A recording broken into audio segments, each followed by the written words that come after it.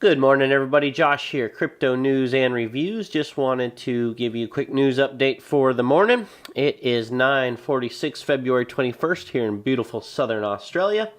And the markets are taking a bit of a hit this morning. So when I jumped up this morning, it was about $507 billion market cap. And in the past hour, we've dropped to $491 billion market cap. And as you can see, the last hour, everything is down 3 to 4 to 6% for Litecoin. Litecoin was at 251 not very long ago, and it's lost $15 in the past 20 minutes. Same with Bitcoin. It was nearing, it was at 11,900, and now it's down to 11,500. So some money pulling out of the market. That's all right. Hopefully we find some support levels. Yeah, everything 4, 5, 6% down in the last hour. Some things are like Lisk 14% over the 24 hour, Stellar Lumens 10% over the 24 hour, IOTA 10% over the last 24 hours. So although our 7 day is still green, so that's good. Hopefully we find some support levels soon. So just wanted to update everybody. We are still giving away one Litecoin when we hit 1,000 subscribers. We're well on our way. The ball's rolling quick. Hit that subscribe button below. That's all you have to do. You'll go into the database and you're automatically entered to win one full Litecoin when we hit 1,000 subscribers. When I hit 500 subscribers, I'm going to be giving away some Ethereum Classic to my subscribers as well. So again, all you got to do is hit subscribe to enter, and I'll keep you up to date on all those contests as we move closer to those numbers. So, Litecoin Cash, still haven't got the wallet working. As far as I can tell, it is not functioning on the Mac. All right, I've downloaded it on my MacBook Pro. I've downloaded it on my Mac desktop. The wallet will not sync to the network. All right, I downloaded it on my old little PC laptop there, and it's downloading just fine. So I don't know what the problem is with the Mac version, but the Mac version is not working. I have seen people claim the coins, and they are trading for about $7 each. So Litecoin Cash is rolling, and I expect it to go up even a little bit more once it hits some of the major exchanges. I'm not a personal fan of YoBit, so I will not be using YoBit. But if you do want to sell them, you can sell them for $7 each on YoBit. All right, so let's jump into the news for the day. So first bit of news, good news today, actually, for the most part. First bit of news is a PayPal exec. What was his name? It was John Rainey. Spoke with the Wall Street Journal about the future of Bitcoin. And he believes there's a very high likelihood Bitcoin will become a popular payment method. As we know, Lightning Network and SegWit are rolling out. That's going to decrease the transfer times as well as transfer costs of Bitcoin, and could be a major competitor to PayPal. So they would know. Believe me, PayPal's doing the research. As we know, Peter Thiel, the founder of PayPal, has done some major investing into Bitcoin. He's a firm believer in it.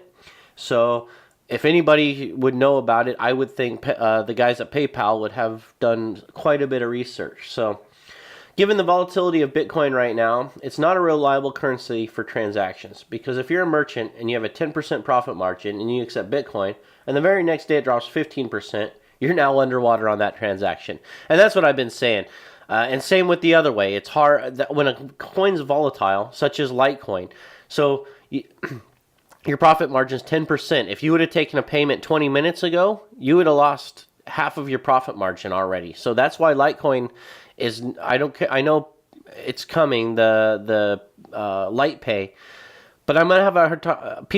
It's gonna be a while before the adoption comes, because we're gonna need to see some steady lines in there and not the volatility of the ups and downs. So I think before any mainstream adoption comes, we're gonna need to see a steady price instead of 10 and 20% volatility. 1 to 2% volatility is what we need to shoot for before anything's to become a true currency. So, however, he does say the technology there has real merit to it. I do think it will be years down the road before we see this kind of ubiquity and acceptance that makes it a form of currency that is used every day. I agree with that, and I think between now and down the road a few years, we're going to see other technologies take over. I don't think Bitcoin's going to go away ever. I think it will always be a store of value, but I do think we will see a lot of these cryptocurrencies, as I've said in the past, are going to go away. All right, we're going to get rid of. Well, I mean, we've got 1550. This number has grown, from it's grown to 15 a day some days. The number of currencies on CoinMarketCap, and that's not even all of them. And not to mention, there's thousands of ICOs out there. A lot of these coins are going to disappear. All right, guys, they're going to either merge with other coins, or they're just going to go the way of the dodo because they're not necessary. So just keep that in mind. Invest in good technology, invest in good teams, invest in stuff that needs the blockchain. Don't invest in stuff that can be done without the blockchain, because those are going to be the coins that are going to disappear first. People are not going to be using the token, and they're just going to disappear, all right? And that's where people are going to lose a lot of money. That's where the ultimate crash will happen, and from the ashes, we're going to get the rising of the Amazons and the Googles and the YouTubes and the powerhouses of the blockchain. And they're going to be the real use world cases. They're going to be the good teams. They're going to be the good technologies, all right? So just keep that in mind. And it's going to be a while before we get the mainstream adoption. It really is, all right? Next bit of news is interesting. So the petrodollar, the ICO, has begun. So you can now invest in the Venezuelan petrodollar. So this is Venezuela's answer to save their economy, basically. As we know, Venezuela is hurting bad. Now, it's going to be backed by petrol reserves, right? So the whole idea is that you're buying petrodollars from Venezuela, and they're backed with barrels of crude oil. So each petrodollar is going to be worth 1 barrel of crude oil, as far as I understand, and they're selling for the going rate of oil, right? So in the pre-sale, they made 82.4 million coins available, and has reportedly already drawn investment from Turkey, Qatar, and other Middle Eastern countries. So the oil countries are investing in the petrodollar. Good and bad, right? First, Venezuela needs the money, so that's good that these other countries are dumping some money in. God, I hate these pop-ups on these sites. Oh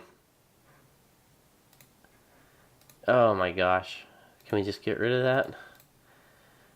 I hate that stuff. And I've noticed a lot of these legacy media sites. This is Mashable.com. That's the only way they're making money, right? Is by popping shit in your face, popping stuff up. I hate that crap. Anyway, I have read the white paper on the petrodollar. Now, I understand it's good to back a currency with an asset, right? So I think that, like, there's the Perth mining company here in Australia that wants to create a cryptocurrency backed by gold. That's one thing, where one coin is worth a gram or an ounce of gold, and if you wanted, you can cash it in and get said gold.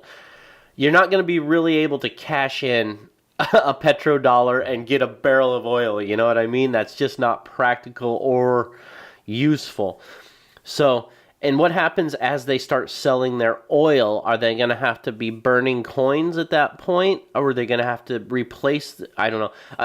I understand the whole point of this. They need to rebuild their economy and rebuild their infrastructure. Their infrastructure for mining oil is very outdated.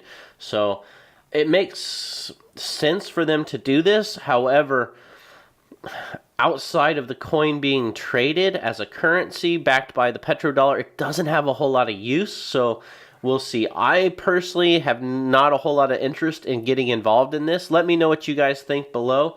Are you interested in a petrodollar? Are you interested in something backed by crude oil from a third world country? I don't know. We'll see how this goes. Obviously, some, and the countries, Turkey, Qatar, Middle Eastern countries, they could use that. They buy 100,000 of these and they want to cash them in and get 100,000 barrels of oil. Well, maybe that makes sense. So anyhow, we'll keep an eye on this and see how it goes. But the main thing is it's the first state-backed cryptocurrency. So we're going to see, I think, other countries getting in on the blockchain very soon, especially if Venezuela is successful in raising. Because like I said, they've printed, or they're going to mint 82.4 million coins and sell them at $50 is $60 each. That's a lot of money influx into their country, so that could be a good thing. We'll see once again how it sells and how it goes, and if the price can maintain itself. In theory, this would be a tether coin of sorts, where it would be linked to the price of a barrel of oil. So it could become a steady coin. You know what I mean? One of those tether style coins that doesn't have much fluctuation, which we need more of. And I think that's what we could see from the gold backed coins. Is gold is very solid. It goes up and it goes down, but we're talking 2 to 3%. We're not seeing the huge fluctuations of 6% in a day.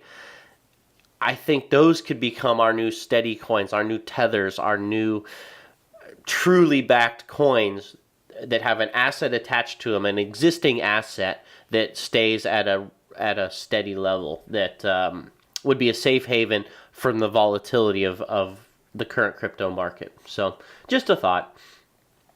Last bit of news, Bitcoin Grail, BitGrail. All right, so these guys, they had the huge almost $200 million worth of currency stolen from them.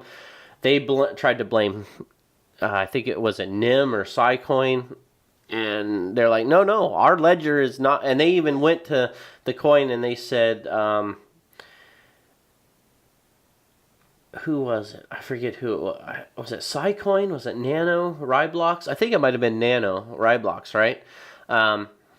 They said, well, you altered the blockchain to cover this up. And they were like, no, dude, that's the whole point of the blockchain, is it's not changeable. It doesn't work that way. And so Bitcoin or BitGrail really got egg on their face. Well, anyway, they're out $200 million, so they have the option to file for bankruptcy or try to restart the platform. They better claim bankruptcy and get some protections, because why would anybody put their money back on BitGrail after all of this, right? So this is the weeding process. We got to get rid of the bad players in the game. This is a bad player in the game. I highly recommend nobody ever hold your money on a shady exchange. That's why I'm not moving my Litecoin Cash into Yobit. I don't think Yobit is a legitimate exchange. I use Bittrex, I use Binance, and I use KuCoin and GDAX. But for trading, and even KuCoin, because they're kind of in China and there might be restrictions made. Again, if I trade on KuCoin, I've bought like Dragon Chain and Deep Brain Chain, but I've pulled those tokens to wallets as soon as I make my trades. I don't keep anything on those exchanges. And even Binance and Bittrex, I think I have about $1,000 on Bittrex right now and $500 on Binance, just in case I want to move some stuff around. But I don't keep much on there. I keep everything in my own wallet. So once again, guys, be safe with your money out there. Keep your funds in your wallets. Keep control. If you keep money on an exchange, it's not your money. In the terms and conditions, basically you give that money to them. It is their funds to do with as they want. Just in the agreement, they'll give them back to you if you ask for them. But you have no control over coins on exchange. So if you have a $1,000 balance on Bittrex, that's not your $1,000 in theory. All right, guys? So just keep that in mind. Be safe with your money. Don't get caught in a BitGrail scam. All right? Or a BitGrail exit scheme. Not a good thing. So anyway, he's put out a tweet on the old tweeter saying, should we file for bankruptcy or should we reboot? I say file for bankruptcy. Get the hell out of the game. Nobody wants you around. You're not a good company. We don't want to. Who would put their money back into you after the shady stuff you pulled, right?